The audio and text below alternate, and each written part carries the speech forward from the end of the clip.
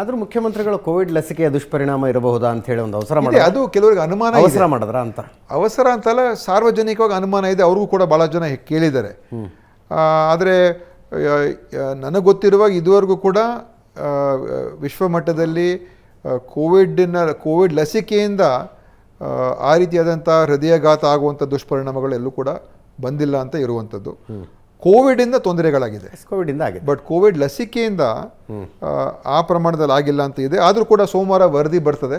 ವರದಿ ನಂತರ ನಿಮಗೆ ಸ್ಪಷ್ಟ ಮಾಹಿತಿಯನ್ನು ಕೊಡ್ತೀವಿ. ಜಯದೇವ ನಿರ್ದೇಶಕರಿಗೆ ಏನೇನು ಟಾಸ್ಕ್ ಅಂದರೆ ಇಂಥ ವಿಷಯ ಗೊತ್ತಾಗಬೇಕು ಅಂತ ಹೇಳಿದ್ದೀರಾ?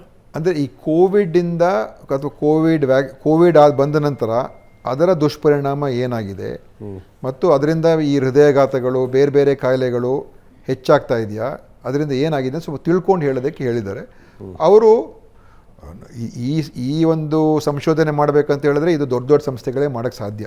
WHO, ICMR, ಯಾಕಂದರೆ ಇದಕ್ಕೆ ಭಾಳಷ್ಟು ಸಂಪನ್ಮೂಲ ಬೇಕು, ಸ್ಟಡಿ ಮಾಡಬೇಕು, ಡೇಟಾ ಸಿಕ್ಕಾಬಟ್ಟೆ ನೋಡಬೇಕು.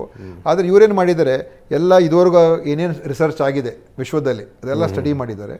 ಮತ್ತು ಇವ್ರದ್ದು ಕೂಡ ಜಯದೇವ, ಬೇರೆ ಕಿದ್ವಾಯಿ, ಇದೆಲ್ಲ ಅಲ್ಲಿರೋ ಡೇಟಾ ಎಲ್ಲ ತೊಗೊಂಡಿದ್ದಾರೆ. ಅದನ್ನು ಕೂಡ ತೊಗೊಂಡು ಏನಾಗಿದೆ ಕಳೆದ 5 ವರ್ಷದಲ್ಲಿ ಅದನ್ನೆಲ್ಲ ನೋಡಿದ್ದಾರೆ.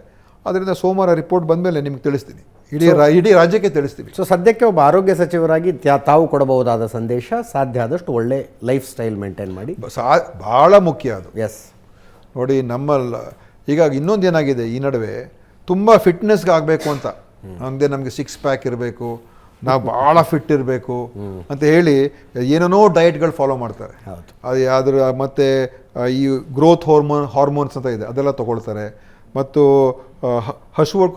ಹಸುನಲ್ಲಿ ಇರ್ತಾರೆ, ಊಟನೇ ಮಾಡಲ್ಲ, ಇಂಟರ್ಮಿಟೆಂಟ್ ಅಂತ ಹೇಳ್ತಾರೆ. ಯಾವುದೋ ಒಂದು ಸಪ್ಲಿಮೆಂಟ್ಸ್ ತೊಗೊಂಬಿಡೋದು. ಯಾರು ಎಕ್ಸ್ಪರ್ಟ್ಸ್ ಇದ್ದಾರೆ, ನ್ಯೂಟ್ರಿಷನಿಸ್ಟು, ಇವರು ತುಂಬ ಜನ ಇದ್ದಾರೆ. ಅದ್ರ ಬಗ್ಗೆನೂ ಸ್ವಲ್ಪ ನಾನು ಈಗ ಯೋಚನೆ ಮಾಡ್ತಾ ಇದ್ದೀನಿ. ಸ್ವಲ್ಪ ಅದ್ರ ಬಗ್ಗೆ ನಾವು ನಿಯಂತ್ರಣ ಮಾಡಬೇಕು ಅಂತ.